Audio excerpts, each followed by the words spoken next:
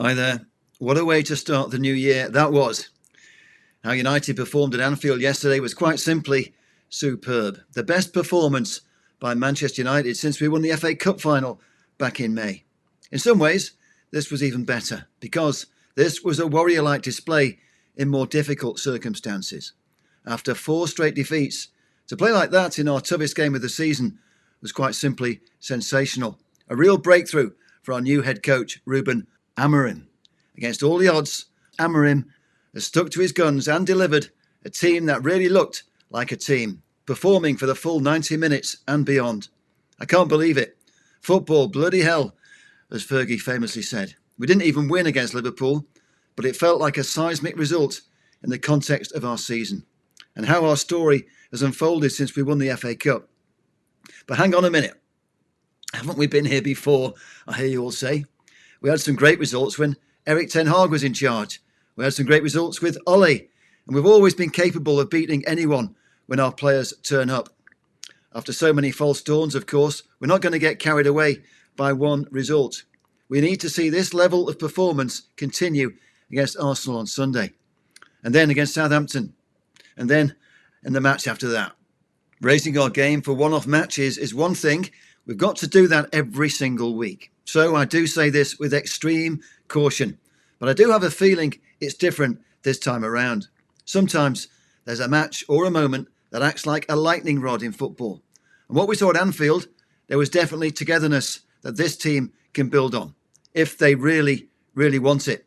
And I think that's the key. The players have got to want this. They've got to play like they mean it every single time they wear our colours.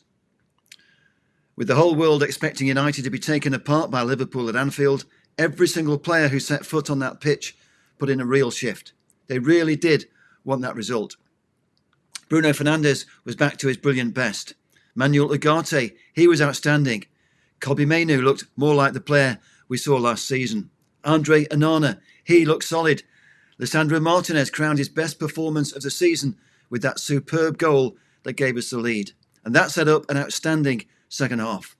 This was what the world wants to see when England's 2 greatest clubs go into battle. A real contest between 2 teams slugging it out right to the end.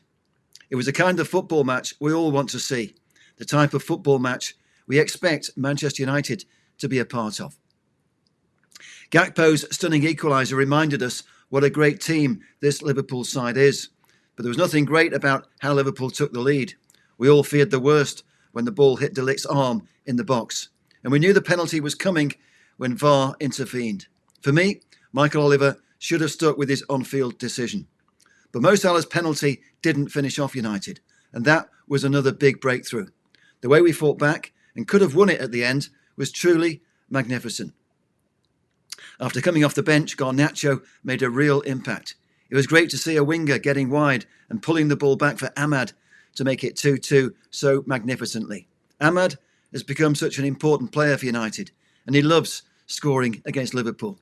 His sweet finish made up for the first half chance he missed that was served up by Diego Dallo. Dallo, by the way, had one of his best ever games for United as our left wing-back, and that was crucial because Ruben's way of playing makes the wing-back role so important. Mazraoui on the right-hand side, meantime, is a player we can always rely on, and his versatility makes him such a valuable player for this squad. At the end, it would have been the perfect day if Harry Maguire had buried the ball in the Liverpool net right at the death. Joshua Zirkzee's layoff may possibly have been offside, but it was a good setup by Zirkzee. And the travelling fans were magnificent with the way they greeted the youngster when he replaced Rasmus Højlund a few minutes earlier. Maguire may have missed the target when he could have been the hero, but this was a non-stop battling display by Harry Maguire.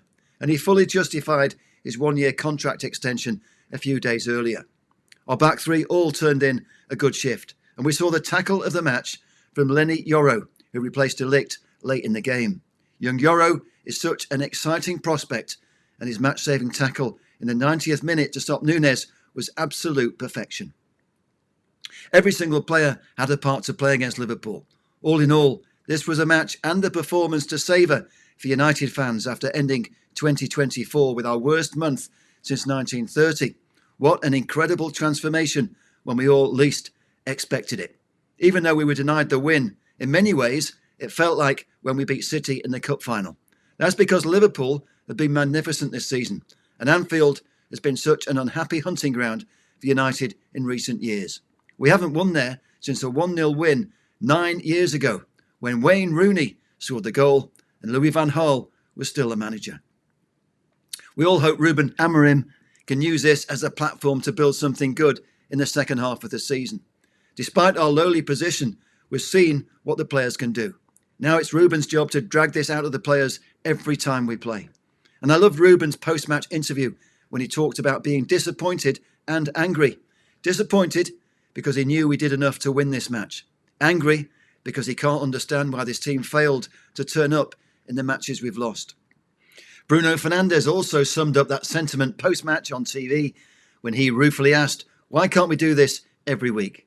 The skipper says we need this standard in every game, and that's the next test for Ruben Amorim's team. Our head coach will demand the same level of performance this upcoming Sunday in the FA Cup tie at Arsenal. It's great to avoid going to North London trying to avoid our 6 defeat in a row. Now the mood has changed, and there's a new optimism that we begin our defence of the FA Cup with a real chance of progressing. We've had some great battles with Arsenal over the years. We want to see another one on Sunday. It's amazing how perceptions can change overnight in football. But it only takes one defeat to make the world a very different place. Just like it only takes one win or one good performance. This certainly doesn't mean that Jim Ratcliffe and Ineos are suddenly off the hook. Far from it. At Anfield, we saw Ruben Amorim get the best out of what I believe is now his first choice starting 11. But he needs reinforcements to boost this squad. Because this is a totally different team when we have to rely on the ageing midfield pairing of Casemiro and Eriksen, for example. Both great players, but at this stage of their careers, not a midfield partnership that will make this team flourish. So keeping clear of injuries and suspensions is going to be crucial until we have more strength in depth. And it's now down to Ratcliffe's Ineos masterminds to work out how to bolster this squad.